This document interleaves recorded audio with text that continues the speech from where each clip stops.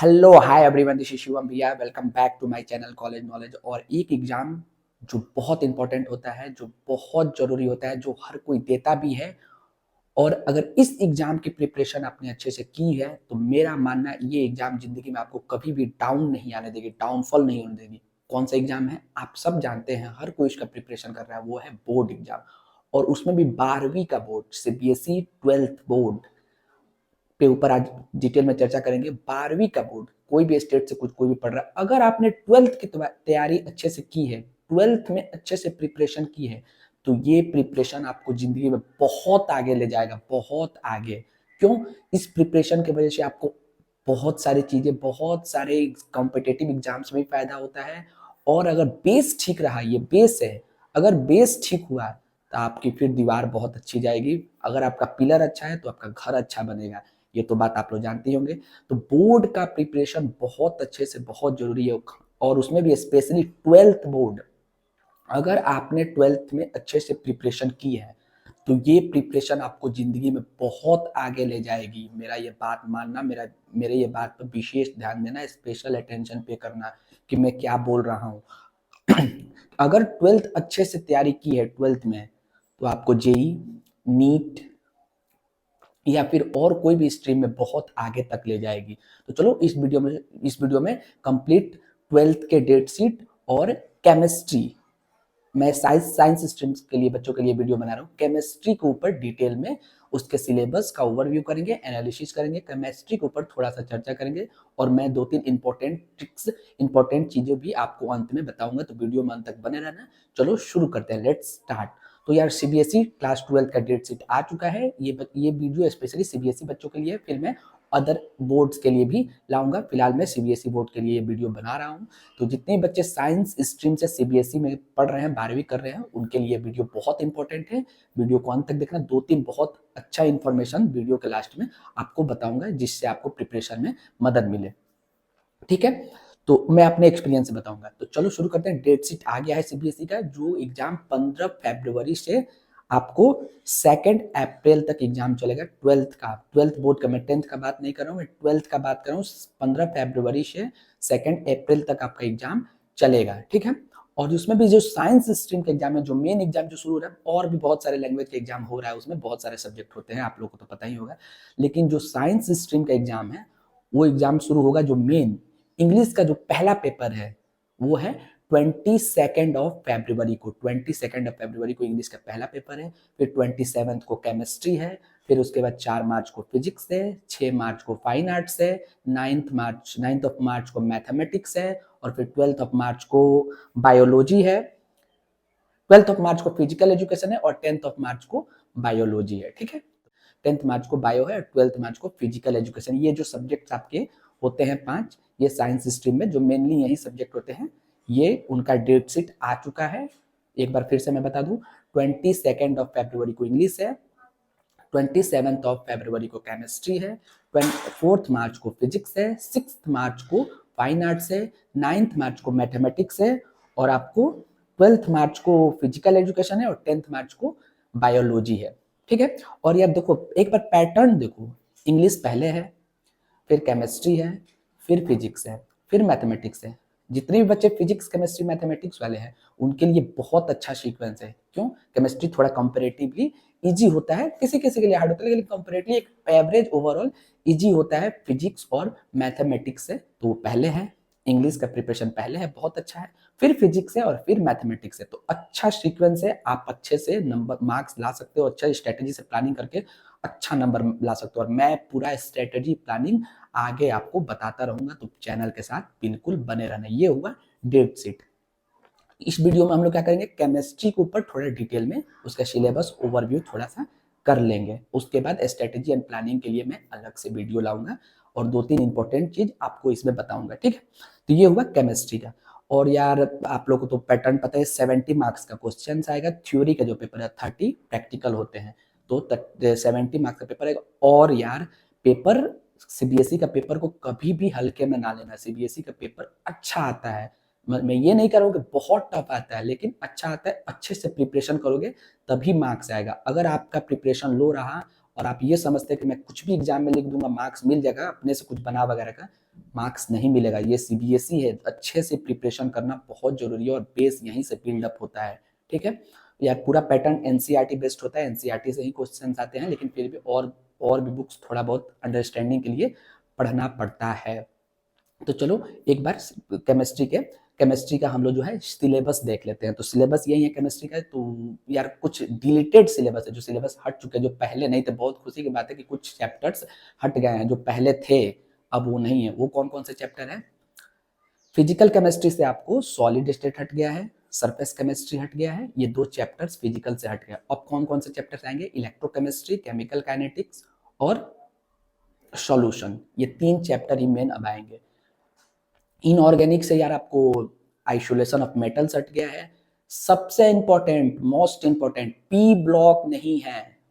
बहुत खुशी की बात है, पी ब्लॉक नहीं है। पी ब्लॉक ऐसा चैप्टर है यार कि बच्चे बहुत ज्यादा डाउट में रहते हैं, और पी ब्लॉक अगर मैं पढ़ाने लग जाऊं तो 20 से 25 दिन केवल पी ब्लॉक में ही लग जाएंगे, और पी ब्लॉक हट गया है। लेकिन ज्यादा खुश ना होना, अगर ये सब सिलेबस हटे हैं तो होता है ना कि क्वांटिटी कम हुआ है तो क्वालिटी इंप्रूव हो जाएगा। तो अब क्वालिटी क्वेश्चंस के अच्छे आएंगे, क्योंकि एग्जामिनर के पास लिमिटेड चैप्टर है, उसमें उसको अच्छे अच्छे क्वेश्चंस बनाने हैं। तो ये बात अच्छे से याद रखना। ये खुश मत हो जाना कि अब पी ब्लॉक हट गया तो क्वेश्चन सब इजी आएंगे, नहीं। क्वेश्चंस का लेवल बढ़ेगा, क्वेश्चंस ट्रिकी आएंगे। पी ब्लॉक हट गया, आइसोलेशन ऑफ मेटल्स हट गया है, ये 2 चैप्टर हट गया है इनऑर्गेनिक से। और यार केमिस्ट्री के वेटेज में 70 मार्क्स में ऑलमोस्ट 50% तो क्वेश्चंस केवल ऑर्गेनिक केमिस्ट्री से ही आएंगे। ऑर्गेनिक केमिस्ट्री का वेटेज 50% रहेगा। तो अगर ये सोच रहे हैं कि ऑर्गेनिक केमिस्ट्री के बिना हम 12th बोर्ड में अच्छा मार्क्स केमिस्ट्री में लाएंगे, तो गलत सोच रहे हो। पहले था कि फिजिकल का भी वेटेज ज्यादा होता था, इनऑर्गेनिक का भी वेटेज अच्छा खासा होता था, और ऑर्गेनिक का भी वेटेज अच्छा खासा होता था। लेकिन अब ये नहीं है। अब क्या है? ऑर्गेनिक का वेटेज ज्यादा है, ऑलमोस्ट 50% ऑर्गेनिक केमिस्ट्री से क्वेश्चंस आएंगे। पॉलीमर हट गया है और केमिस्ट्री एवरीडे लाइफ हट गया है। फिर भी जो मेन चैप्टर्स हैं, जो रिएक्शंस वाले सारे चैप्टर्स हैं, वो हैं। ठीक है, तो ये अच्छे से रहना, ऑर्गेनिक तो पढ़ना ही पड़ेगा। एक बार एग्जाम पैटर्न के ऊपर आते हैं, कैसे कैसे क्वेश्चंस आएंगे। ठीक है, तो यार पहले पहले 16 क्वेश्चंस आएंगे 16 मार्क्स के एमसीक्यूज। एग्जाम पैटर्न अच्छे से समझ लेना। 16 मार्क्स के एमसीक्यूज, 1 मार्क्स का एक क्वेश्चन ये आएगा। फिर उसके बाद 2 मार्क्स का आएगा 5 क्वेश्चंस। ठीक है, फिर 3 मार्क्स का आएगा 7 क्वेश्चंस, फिर 4 मार्क्स का 2 क्वेश्चंस। ठीक है, और फिर 5 मार्क्स का long answer 3 question.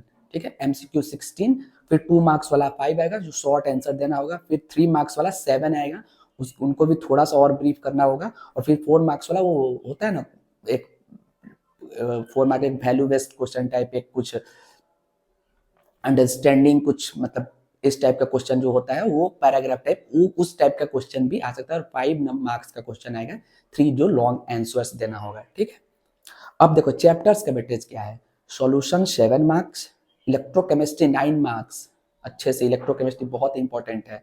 Chemical kinetics 7 marks, electro solution 7 marks, electrochemistry 9 marks, chemical kinetics 7 marks, D and F block 7 marks, coordination compound 7 marks, और नीट केमिस्ट्री मोस्ट इंपॉर्टेंट है 12th के स्टूडेंट के लिए। ये होगा एग्जाम पैटर्न, मैंने बता दिया कि कहाँ से कितने क्वेश्चन आएंगे, और चैप्टर्स का वेटेज भी मैंने आपको बता दिया। ठीक है, अब यार केमिस्ट्री की अगर प्रिपरेशन की मैं बात करूँ, केमिस्ट्री की मैं प्रिपरेशन के बाद ये जो सिलेबस डिलीटेड सिलेबस है ये भी मैंने बता दिया, और ये सब उसके बाद सारे सिलेबस आपको आएंगे। तो यार मैं केमिस्ट्री की अगर प्रिपरेशन की बात करूँ तो आपको पहले तो एनसीईआरटी सारे पढ़ लेना है। हर एक चैप्टर का एनसीईआरटी तो आपको अच्छे से पढ़ना है, 2-3 बार 4-5 बार जितना बार हो सके अच्छे से पढ़ लेना। उसके जो अनसॉल्व्ड क्वेश्चन होते हैं, इन टेक्स्ट क्वेश्चन, वो जरूर करना है। जो डू योर सेल्फ होते हैं, वो जो अंदर के क्वेश्चन होंगे इंटरनल, वो करना, उनके सारे एक्सरसाइजेज को अच्छे करना, और एनसीईआरटी कम से कम 4 से 5 बार अच्छे से पढ़ना है, समझ समझ के पढ़ना है। एनसीईआरटी मोस्ट इंपॉर्टेंट है, जेई मेंस के लिए भी, नीट के लिए भी, और बोर्ड के लिए भी। एनसीईआरटी से ही काम चल जाएगा। लेकिन कुछ चैप्टर्स है जिनमें आपको थोड़ा सा अच्छे से और पढ़ना पड़ेगा, जैसे यार इलेक्ट्रोकेमिस्ट्री, ये आपको थोड़ा और अच्छे से पढ़ना पड़ेगा। तो एनसीईआरटी के अलावा आप इसको प्रदीप से पढ़ सकते हैं। ठीक है, मैं इसको प्रदीप से रिकमेंड करूंगा। आप इलेक्ट्रोकेमिस्ट्री 9 मार्क्स का है, वेटेज ज्यादा है, तो आप इसको प्रदीप से पढ़ सकते हैं। केमिकल काइनेटिक्स, इलेक्ट्रोकेमिस्ट्री और सॉल्यूशन, ये 3 चैप्टर आप थोड़ा सा डिटेल में, क्योंकि फिजिकल केमिस्ट्री है इसमें न्यूमेरिकल भी आते हैं, तो उसको थोड़ा प्रदीप से पढ़ेंगे तो उसमें अच्छे कुछ क्वेश्चंस आपको प्रैक्टिस करने को अच्छे खासे मिल जाएंगे, एक्सरसाइज भी अच्छे खासे। तो ये 3 चैप्टर वहां से पढ़ लेना। इनऑर्गेनिक केमिस्ट्री या डी एंड एफ ब्लॉक और coordination compound. D and F block यार अब आप डायरेक्ट ये पढ़ेंगे, क्योंकि एस ब्लॉक आपने 11th में पढ़ा होगा, पता नहीं है कैसे पढ़े होगा कैसे नहीं, पी ब्लॉक तो हट ही गया। तो डी एंड एफ ब्लॉक भी केयरफुली आपको पढ़ना पड़ेगा। और वो कहाँ से पढ़ना, वो भी आप प्रदीप से डी एंड एफ ब्लॉक भी अच्छे से, पहले तो यार एस ब्लॉक अच्छे से पढ़ लेना, ठीक है, अच्छे से एस ब्लॉक पढ़ना। थोड़ा सा पीरियोडिक टेबल का भी नॉलेज होना चाहिए इसके लिए, ठीक है, पीरियोडिक टेबल का भी नॉलेज थोड़ा अच्छा खासा होना चाहिए डी एंड एफ ब्लॉक पढ़ने के लिए, क्योंकि क्वेश्चंस इससे भी अब अच्छे अच्छे आएंगे, क्योंकि इनऑर्गेनिक का वेटेज कम हो गया है। तो डी एंड एफ ब्लॉक को आप प्रदीप से पढ़ सकते हैं। कोऑर्डिनेशन कंपाउंड में ये क्वेश्चन ज्यादातर सीएफटी, क्रिस्टल फील्ड थ्योरी और बीबीटी से पूछते हैं। इसके लिए एनसीईआरटी तो पढ़ना ही पढ़ना है, इसको भी आप प्रदीप से पढ़ सकते हैं। नोट्स बनाना, अच्छे अच्छे से पॉइंट्स नोट करना, नोमेनक्लेचर्स, इसमें नोमेनक्लेचर है उस पर भी क्वेश्चंस आते हैं और उस पर आएंगे। और एमसीक्यू जो क्वेश्चन आएंगे वो ट्रिकी होंगे, ये बहुत इजी नहीं होंगे, आपको अच्छे से पढ़ना पड़ेगा। मैं डरा नहीं रहा हूँ, मैं सच्चाई बता रहा हूँ। बहुत बच्चे बहुत ढीले रहते क्या सीबीएसई में क्या ही आएगा एमसीक्यू क्वेश्चन, ऐसा नहीं है, ये और बोर्ड नहीं है, इसमें अच्छे क्वेश्चन आते हैं, अच्छे से प्रिपरेशन। मेरा काम है आपको अच्छे से बताना। About organic chemistry, organic chemistry मैं रिकमेंड करूंगा टोटली एनसीईआरटी, टोटली एनसीईआरटी, केवल एनसीईआरटी पढ़ना अच्छे से, 2 बार 3 बार 4 बार अच्छे से पढ़ना, सारे रिएक्शंस अच्छे से पढ़ लेना। नेमिंग रिएक्शन से आते हैं, प्रोडक्ट पे क्वेश्चन आते हैं, नेम वाले से क्वेश्चन आते हैं, सारे रिएक्शन ओनली एनसीईआरटी। मैं बता रहा हूँ, मेरी बात मानो, ओनली एनसीईआरटी अच्छे से पढ़ लेना, 3 से 4 से 5 बार जितना बार मौका मिले सारे रिएक्शन को एक पेज में लिख लेना, नोट्स बना के उसको अच्छे से सब डिस्क्राइब करके, रिएक्शन का क्या है, इसका प्रोडक्ट क्या है, रिएक्शन का नाम, नेम, क्योंकि नेम से भी क्वेश्चन आते हैं कि ये रिएक्शन किसका है, ये रिएक्शन के बारे में बताइए, जो नेम दे देगा, रायमंड रिएक्शन, क्लेमेंसन रिडक्शन, कुछ भी, वुल्फ फिक्सर रिडक्शन, कुछ भी कहीं से आ जाएगा, विलियमसन ईथर सिंथेसिस, कहीं से क्वेश्चंस आ जाएंगे और उसको आपको ब्रीफ से लिखना पड़ेगा। ये तो बहुत मतलब मैं लो बता रहा हूँ, और भी बहुत अच्छे अच्छे प्रोडक्ट पे भी क्वेश्चन आता है कि इसका फाइनल प्रोडक्ट क्या होगा, ऑर्गेनिक पे और अच्छे अच्छे, केवल एनसीईआरटी ऑर्गेनिक में वहीं से क्वेश्चंस आएंगे, ओनली एनसीईआरटी। वैसे फिजिकल और इनऑर्गेनिक में भी एनसीईआरटी से आएंगे, बट वहां पे थोड़ा सा ब्रीफ आपको पढ़ना पड़ेगा, क्योंकि वो फिजिकल केमिस्ट्री है, न्यूमेरिकल के लिए, समझ रहे हो मैं क्या बोल रहा हूँ। और ऑर्गेनिक में आपको थोड़े से मतलब रिमेम्बरिंग पावर और थोड़ा सा समझ के, एनसीईआरटी में ए टू जेड हर चीज दिया हुआ है। अब तो यार पॉलीमर भी नहीं है, और बायोमोलिकुल से जो क्वेश्चन आएंगे, वो जो बायोलॉजी के स्टूडेंट है उनको थोड़ा और बेनिफिट हो जाएगा। तो 7 मार्क्स का बायोमोलिकुल से भी क्वेश्चन आएंगे, और जो अल्डिहाइड कीटोन्स है वहां से 8 मार्क्स के क्वेश्चन आएंगे, ठीक है। तो थोड़ा सा अच्छे से एनसीईआरटी को ही केवल प्रेफरेंस देना। मैं ऑर्गेनिक में और कोई बुक नहीं बताऊंगा, मैं खुद एनसीईआरटी पढ़ा था, एनसीईआरटी ही पढ़ना, एनसीईआरटी से आपको बहुत बेनिफिट आएगा। हो गया, ठीक है। मैंने और बुक बता दिया प्रदीप, और भी बुक अगर आप पढ़ते हैं तो बहुत बेहतर है, नोट्स वगैरह कहीं कोचिंग वगैरह करते हैं तो और अच्छा है, नोट्स पढ़ लेना, और प्रीवियस ईयर 5 ईयर्स का क्वेश्चंस पेपर सॉल्व कर लेना, उससे एक प्रैक्टिस हो जाता है, आइडिया हो जाता है कि मेरा परफॉर्मेंस क्या है, और क्वेश्चंस ऑलमोस्ट वैसे ही आते हैं।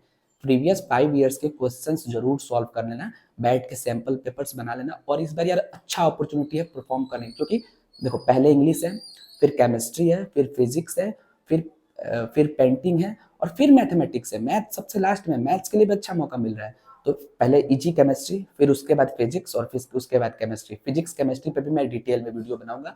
और प्लानिंग एंड स्ट्रेटेजी कैसे 90-95% मार्क्स लाएंगे, प्लानिंग एंड स्ट्रेटेजी, कुछ ट्रिक्स, कुछ इंपॉर्टेंट क्वेश्चंस वे सब मैं लेकर आप लोगों के लिए आऊंगा, तो चैनल के साथ बिल्कुल बने रहना है। तो ये हुआ केमिस्ट्री का बिल ओवरव्यू, और अच्छे से प्रिपरेशन करो, एनसीईआरटी पे विशेष फोकस करो, और फिजिकल केमिस्ट्री के लिए न्यूमेरिकल सॉल्व कर लेना कुछ और बुक से। आप ओपी टंडन भी लगा सकते हो अगर आपके पास टाइम है तो, लेकिन प्रदीप एक ऐसा बुक है जिसमें सब ऑलमोस्ट हर चीज कवर हो जाता है। और प्रदीप से पढ़ के नोट्स जरूर बनाना, नोट्स बनाना बहुत जरूरी है, नोट्स हर चीज का बना लेना, क्योंकि फिर आप प्रदीप बार बार नहीं पढ़ सकते, नोट्स बनाओगे तो रिवीजन में आपको हेल्प करेगा। तो प्रदीप से पढ़ के नोट्स बना लो, और केमिस्ट्री एनसीईआरटी जो पढ़ना ऑर्गेनिक का, वहां से भी नोट्स बना लेना, सारे रिएक्शन को पेज पे लिख देना, और उसको अच्छे से याद करना, और समझना कि रिएक्शन क्या कह रहा है, रिएक्शन में कैसे क्या हो रहा है, समझे। और जितने भी रिमेम्बरिंग वाले चैप्टर है, जैसे रिमेम्बरिंग वाले चैप्टर तो अब यार हटा दिए, बस एक बायोमोलिकुल है जिसमें आपको केवल याद करना रहता है, तो बायोमोलिकुल को अच्छे से एनसीईआरटी से पढ़ के उसका भी नोट्स बना लेना और अच्छे से प्रिपरेशन करो। ऑल द बेस्ट केमिस्ट्री के लिए। फिर मैं फिजिक्स पे आऊँगा, फिर मैं मैथमेटिक्स पे आऊँगा, स्ट्रैटेजी एंड प्लानिंग भी लाऊंगा कि कैसे आप अच्छे से अच्छे, कुछ ट्रिक्स भी बताऊंगा, परसेंटेज के ऊपर भी डिटेल में चर्चा करूंगा, कैसे कितना परसेंटेज बढ़ा सकते हैं। इंग्लिश पे भी एक वीडियो बनाऊंगा कि इंग्लिश में कैसे क्या अच्छे से आप परफॉर्म कर सकते हैं, कहाँ से कैसे क्वेश्चन आएंगे। केमिस्ट्री पे मैं बताऊंगा कि कहाँ कहाँ से क्वेश्चन आएंगे, कैसे कैसे क्वेश्चन आएंगे, क्या लेवल होंगे, पूरा प्रिपरेशन की प्लानिंग एंड स्ट्रेटेजी बताऊंगा। तो चैनल के साथ बिल्कुल बने रहना। होप है आपको वीडियो अच्छा लगा, मैंने सब चीज बता दिया है। डेट आप एक बार देख लेना, डेट मैंने आपको बता दिया है। 27 को केमिस्ट्री है, 4 मार्च को फिजिक्स है, 9 मार्च को मैथमेटिक्स है, और फिर 12 को फिजिकल एजुकेशन है, 10 को बायोलॉजी है, 22 को इंग्लिश है। 22 से शुरू हो रहा है, तो पहला इंग्लिश है, इंग्लिश के बाद ही फिर चालू होगा। होप सब चीज समझ में आ गया है। एमसीक्यू क्वेश्चन के पैटर्न मैंने बता दिया कि कहाँ कहाँ से कैसे किस प्रकार से क्वेश्चन आएंगे। Hope all the best. Planning and strategy में लेके आऊंगा, जस्ट अभी अभी टाइम है, आप अच्छे से प्रिपरेशन करो। ये एक ओवरव्यू था, एनालिसिस था सिलेबस का। डिलीटेड सिलेबस नहीं पढ़ना है, नया एनसीईआरटी आ गया है, एनसीईआरटी नए वाला ले लेना, उस हिसाब से पढ़ना, उसमें पी ब्लॉक वगैरह नहीं, वो नया एनसीईआरटी प्रिंट होके आ चुका है, आप ले लेना, ठीक है। वहां पे पी ब्लॉक वगैरह नहीं, पी ब्लॉक का टेंशन खत्म। लेकिन हाँ, क्वांटिटी कम तो क्वांटिटी कम तो क्वालिटी बढ़ेगा। तो ऐसा बहुत इंजॉय में मत आ जाना कि ब्लॉक नहीं है, चाहे और कोई इंपॉर्टेंट चैप्टर्स नहीं है तो क्वेश्चंस का लेवल डाउन है, नहीं, क्वेश्चंस का लेवल बढ़ेगा, ठीक है। All the best for your preparation, और do subscribe my channel, like share subscribe, और बने रहो। मैं हर चीज A to Z complete analysis आप लोग के लिए हर चीजों का लाता रहूंगा। Thank you so much.